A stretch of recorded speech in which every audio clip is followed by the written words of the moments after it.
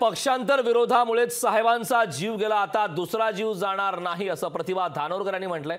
माझ्या पतीचा जीव घेतला, आता माझ्या मागे लागलेत। साहेब गेल्यापासून पक्षातीलच काही लोक माझ्या विरोधात असल्याचं प्रतिभा धानोरकर यांनी आता हा खळबळजनक दावा केलाय। प्रतिभा धानोरकरांच्या या विधानाने आता राजकीय वर्तुळात मात्र खळबळ उडालेली आहे। खासदार बाळू धानोरकर गेले तेव्हापासून माझ्या पक्षातीलच काही लोक मला विरोध करतात असं देखील त्यांनी म्हटलं।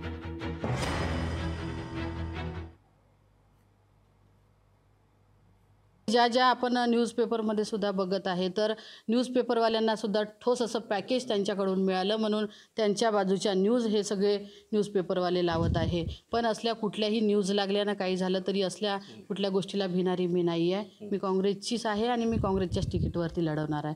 शेवटी आता बोलत असताना आपण पाहिलं असेल की आमच्या पक्षात अनेक लोक आहे की जे माझा विरोध सतत खासदार साहेब गेले तेव्हापासून करत आहे। या विरोधामुळेच आज माझ्या नवऱ्याचा सुद्धा जीव त्यांनी घेतला आणि माझ्याही मागे ते लागून आहे। पण एक जीव गेला, आता दुसरा जाणार नाही याची काळजी मी घेईल आणि हे करत असताना नक्कीच पक्षाचे जे ध्येय धोरण आहे, पक्षश्रेष्ठी जो निर्णय घेईल तो अंतिम निर्णय राहील।